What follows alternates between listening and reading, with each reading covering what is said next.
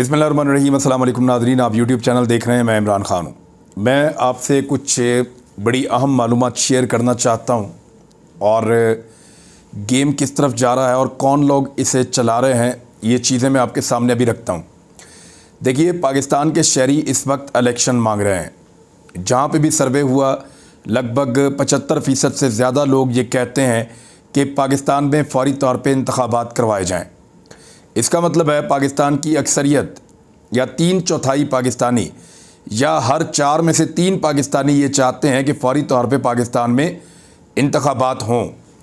अब इंतखाबात के रास्ते में रुकावट डाली जा रही है, तो पाकिस्तानियों ने इस रास्ते को कैसे खुलवाना है ये मैं आपको बताता हूँ।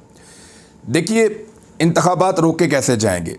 गवर्नर तारीख नहीं देंगे, इलेक्शन कमीशन गवर्नर से तारीख मांगेगा, अदालत इलेक्शन कमीशन को बुलाएगी, तो इलेक्शन कमीशन अदालत को कहता है कि जी हमारे पास तो इख्तियार नहीं है, गवर्नर हमें तारीख देगा।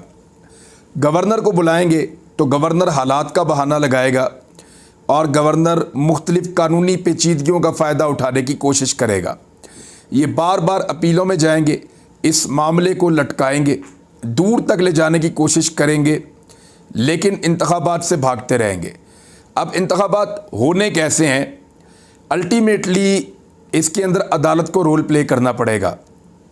फ़र्ज़ कीजिए सदर पाकिस्तान ये कह देते हैं कि इंतखाबात करवाए जाएं, तो सदर पाकिस्तान के कहने के बाद भी ये मामला इसलिए अदालत में जाएगा कि क्योंकि तमाम स्टेक होल्डर्स इंतखाबात करवाने से भागेंगे।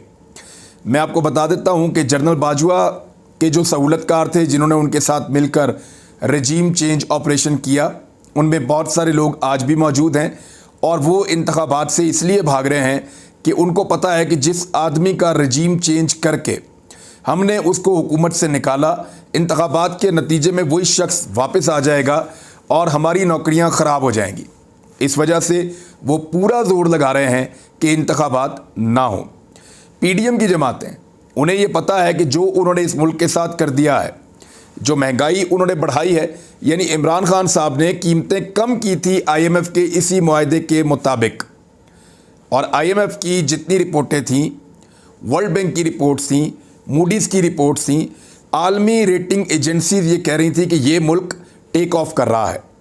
उन्होंने कहा कि पाकिस्तान की जो इकॉनमी है वो सस्टेनेबल है, वो तरक्की कर रही है और वो ठीक सिमत में पाकिस्तान आगे बढ़ रहा है और ये चलता रहेगा।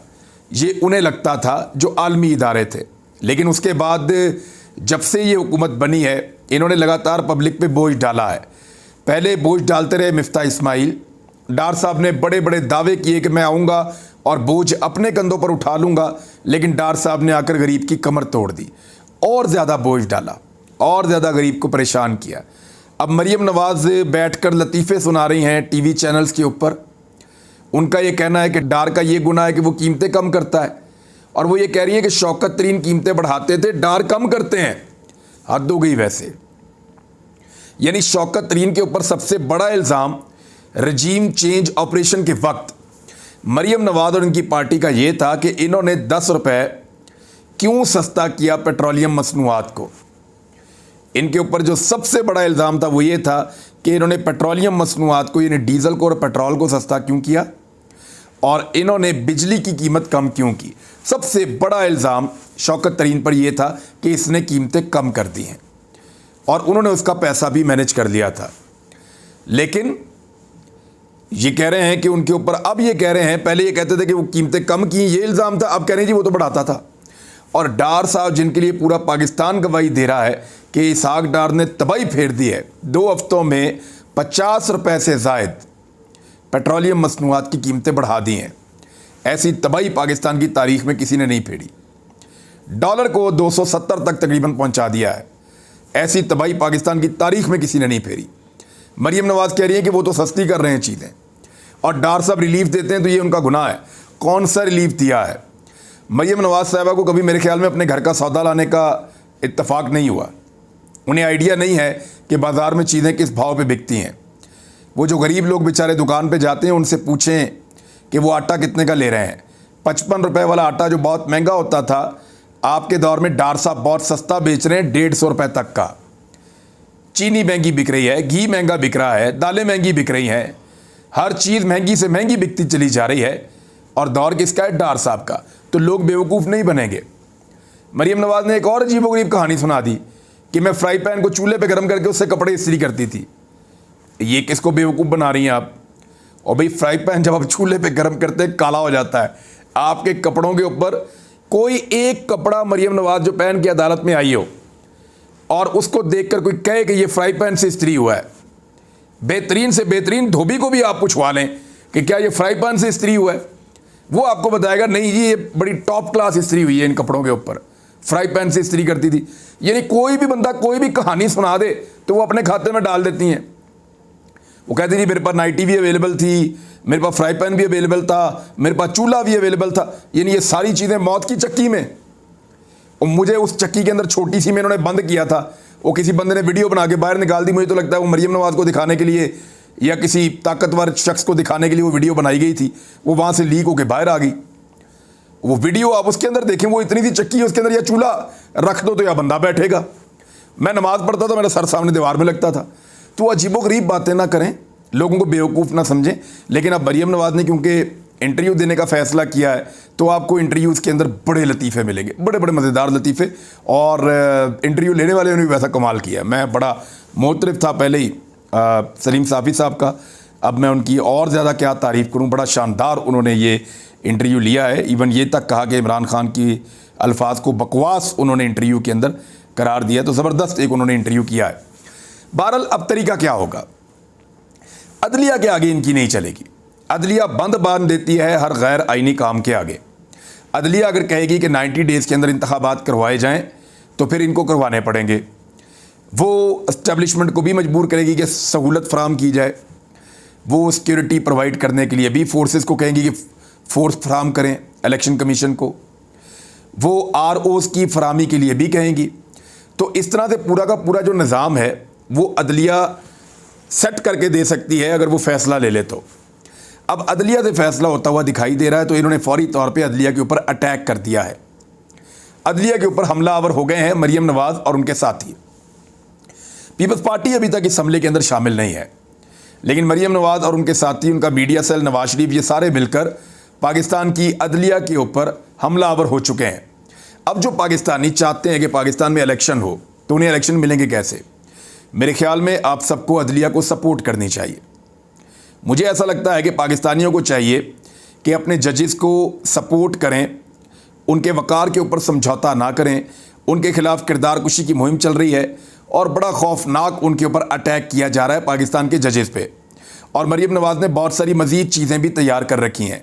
तो आने वाले दिनों में वो एक भरपूर किस्म का पाकिस्तान की जुडिशरी के ऊपर हमला करेंगे।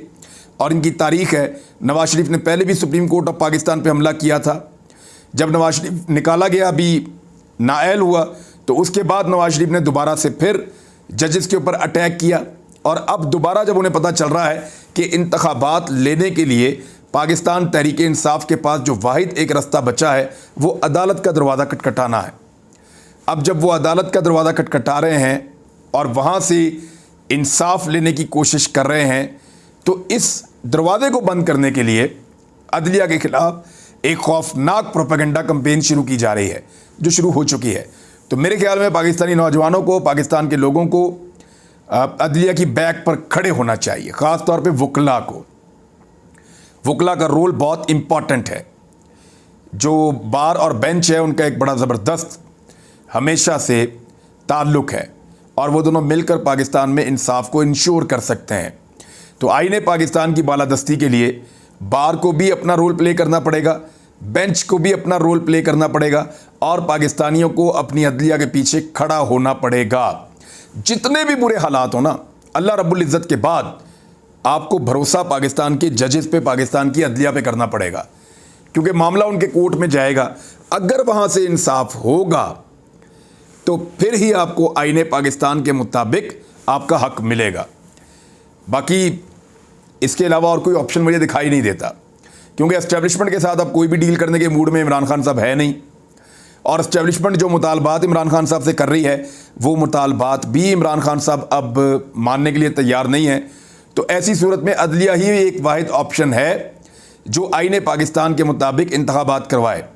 सदर पाकिस्तान का भी ऐसा लगता है आज के दिन में, क्योंकि 9:30 बजे अभी इलेक्शन कमीशन ने एक इजलास बुलाया जिसमें वो फैसला करेंगे कि सदर पाकिस्तान के बुलाए हुए इजलास में जाना या नहीं जाना। हो सकता है वो फैसला करेंगे नहीं जाना, लेकिन सदर ने बुलाया, उनको जाना चाहिए मुशावरत के लिए। और सदर पाकिस्तान की मुशावरत को ये लोग अब गैर आईनी करार दे रहे हैं। इलेक्शन कमीशन ऑफ पाकिस्तान जो है वो बड़ा हसास बना हुआ है। उनके दफ्तर के बाहर एहतजाज भी हो जाए तो साबिक वज़ीर आज़म पे दहशतगर्दी का मुकदमा दर्ज हो जाता है, गो के साबिक वज़ीर आज़म अपने घर पे बैठा हो। ये है सूरत हाल इलेक्शन कमीशन की। तो इलेक्शन कमीशन पूरी कुव्वत के साथ पीडीएम की जमातों के साथ खड़ा है। सहूलतकार पूरी ताकत के साथ पीडीएम की जमातों के साथ खड़े हैं। पाकिस्तान के मीडिया का 95% हिस्सा पूरी ताकत के साथ मीडिया के साथ खड़ा है। तो इन तमाम लोगों ने मिलकर इलेक्शन को रोकना है, और इलेक्शन को इसलिए रोकना है कि पाकिस्तान के लोग इलेक्शन में वोट डालना चाहते हैं उस शख्स को जिसको रजीम चेंज ऑपरेशन करके निकाला गया है। तो इमरान खान का रास्ता रोकने का एक ही तरीका है कि इंतखाब ना करवाया जाए। दूसरी जानिब बहुत सारे लोग बहुत सारे दावे और चीज़ें कर रहे थे कि पाकिस्तान के बारे में, मईशत के बारे में नेगेटिव खबरें देने से पाकिस्तान को बहुत नुकसान होता है। तो हम तो वही खबरें बता रहे थे जो फैक्ट थे, जो सरकारी अदाद शुमार थे, वो हम बता रहे थे। पाकिस्तान तबाह हो रहा है, हम बैठ के बांसुरी बजाएं? पाकिस्तान बर्बाद हो रहा है, जब टाइटैनिक डूब रहा था ना, तो उस वक्त भी उसके अंदर म्यूज़िक वाले म्यूज़िक बजा रहे थे, और उस वक्त भी लोगों को डिनर करवाया जा रहा था। तो क्या टाइटैनिक डूबने से बच गया? मेरे ख्याल में जिस वक्त वार्निंग देनी चाहिए, अजान देने का काम जिन लोगों का है, उनको अजान देते रहना चाहिए, लोगों को बाखबर करते रहना चाहिए, और उनको तैयार रखना चाहिए आने वाले वक्त के लिए। तो ख्वाजा आसिफ साहब का स्टेटमेंट जो है वो सबसे ज़्यादा खौफनाक रहा। ख्वाजा आसिफ ने तो ढीला मुंह करके कह दिया कि आप जिस मुल्क में रहते हैं वो डिफ़ॉल्ट हो नहीं रहा, वो डिफ़ॉल्ट हो चुका है, यानी पाकिस्तान का दिवालिया निकल चुका है। ये ख्वाजा आसिफ ने कहा है। अब इसके असरात आप देखिएगा।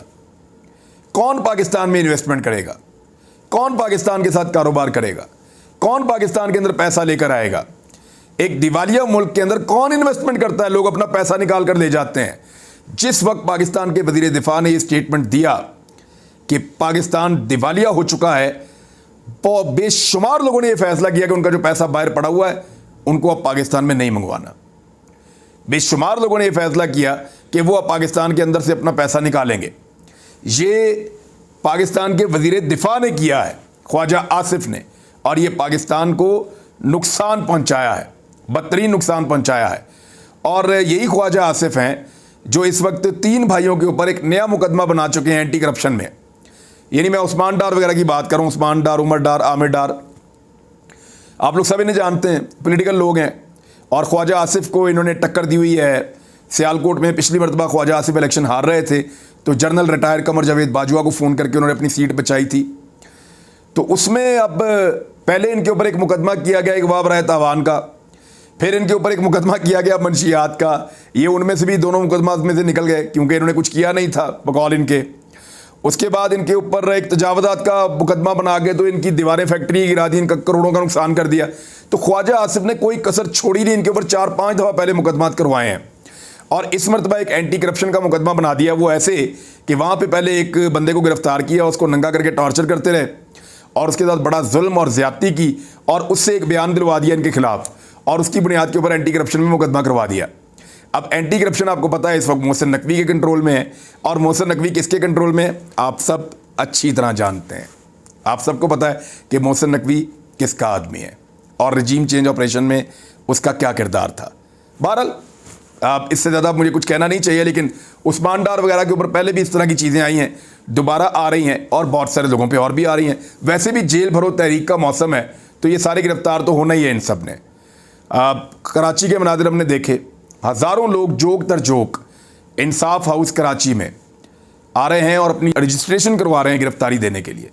इमरान खान को 200-200 लोग चाहिए हर शहर से, लेकिन हज़ारों की तादाद में लोग आकर अपनी रजिस्ट्रेशन करवा रहे हैं कि हम गिरफ्तारी देना चाहते हैं, हमने गिरफ्तारी देनी है।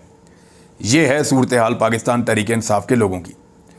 और जेल भरो तहरीक को नाकाम कैसे बनाना है, अब अव्वल तो ये फैसला किया गया है कि बंदे गिरफ्तार ही नहीं किए जाएंगे। तो जब नहीं गिरफ्तार करेंगे तो बंदे बैठ जाएंगे वहाँ पे, फिर उनको आप लाठी चार्ज करके उठाएंगे या गिरफ्तार करेंगे, क्या करेंगे? वाटर कैनन से उठाएंगे।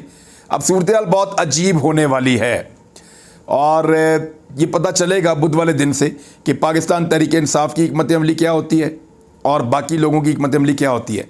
बहरहाल IMF के चुंगल में पाकिस्तान को अच्छी तरह इसहाक डार साहब ने फंसा दिया है और इमरान खान साहब ने एक और मुतालबा किया, वो भी मैं आपको बता देता हूँ। डॉक्टर यास्मीन राशिद को अपने साथ बिठाकर उन्होंने एक प्रेस कॉन्फ्रेंस की और उन्होंने कहा कि CCPO लाहौर के साथ जो उनकी गुफ्तगू हुई है, इनकी ऑडियो जो लीक हुई है, अव्वल तो पता किया जाए कौन रिकॉर्ड कर रहा है। इमरान खान साहब ने कहा कि वो 2-3 एजेंसीज़ हैं जो ये कर सकती हैं, उनके पास ये सहूलत है, तो वो ये रिकॉर्डिंग कर रहे हैं और उसके बाद वो इसको लीक कर रहे हैं, तो सुप्रीम कोर्ट ऑफ पाकिस्तान को इसका नोटिस लेना चाहिए। अच्छा, इसमें डोगर साहब ने एक बात की है, उन्होंने कहा हमारे बंदे वहाँ बैठे हुए हैं। अब इसको ऐसे अभी तक फ़ैसला नहीं आया, जब तहरीरी फ़ैसला आएगा तो उसके लिए हमारे बंदे वहाँ बैठे हुए हैं। वो ये बता रहे थे कि उनके वकला या ऐसी टीम वहाँ बैठी हुई है जो तहरीरी फ़ैसले का इंतज़ार कर रही है, जब वो आएगा तो वो फ़ैसला हासिल करने के बाद ला के देंगे। अब उसको PMLN ऐसे पोर्ट्रे कर रही है कि जैसे डोगर साहब ये कह रहे हैं कि वो जज हमारे बंदे हैं, वो बैठे हुए हैं। यानी अदलिया की इससे ज़्यादा तज़हीक क्या हो सकती है जो कंटिन्यूसली PMLN और मरियम नवाज़ का मीडिया सेल कर रहा है अपने सहूलतकारों के साथ मिलकर। और एक और बारीक वारदात आपको मैं बताऊं, ये जो लोग हैं ना, जो आजकल पाकिस्तान की एस्टेब्लिशमेंट की और सहूलतकारों की आंखों का तारा बने हुए हैं और उनके साथ मिलकर ये सारी गेमें कर रहे हैं, बहुत जल्दी इन सब की तबीयत साफ़ होने वाली है। एस्टेब्लिशमेंट की ख़ास तौर पे पाकिस्तान की एस्टेब्लिशमेंट और सहूलतकारी फराहम करने वाले जो लोग हैं, इनकी तबीयत साफ़ होने वाली है। वजह यह है कि मरियम नवाज़ और नवाज शरीफ इनको वहाँ ले जाके मारेंगे जहाँ इनको पानी भी नहीं मिलेगा। उन्होंने पूरा इनको अपने चुंगल में फंसा लिया है और अब आप देखिएगा थोड़े दिन के बाद एस्टेब्लिशमेंट का तमाशा लगेगा इन्हीं जमातों के हाथों से और फिर बड़ा मज़ा आएगा। मज़ा इसलिए आएगा कि इमरान खान साहब और पंजाब के लोग पहले ही फैसला कर चुके हैं और आप जानते हैं पंजाब पाकिस्तान के 3 सूबों के अंदर एस्टेब्लिशमेंट की पहली हालत बहुत पतली थी। गिलगित बल्तिस्तान के लोग भी शिकवे करते थे और कश्मीर के अंदर भी हालात आपको पता है। तो रह गया था पंजाब के अंदर PMLN ने पहले एक वोट को इज्जत दो का नारा लगाया था और अब इमरान खान साहब ने बाकी कसर निकाल दी है। तो एस्टेब्लिशमेंट का पाकिस्तान में मुझे नहीं लगता कि कोई मुस्तकबिल है। इनके जितने बड़े मर्जी कॉरपोरेट इंटरेस्ट हों, ये जितने मर्जी बड़े कारोबार कर लें, ये जितनी मर्जी बड़ी जायदादें बना लें, ये सारा कुछ इनसे छिनेगा, इसलिए कि ये पब्लिक की अमानत है, ये पाकिस्तान के लोगों की चीज़ें हैं। तो नादरीन, ये वक्त बहुत करीब है और हम सब इंशाल्लाह देखेंगे। अब तक के लिए इतना ही। अपना ख्याल रखिएगा, अपने इस चैनल का भी। अल्लाह हाफ़िज़।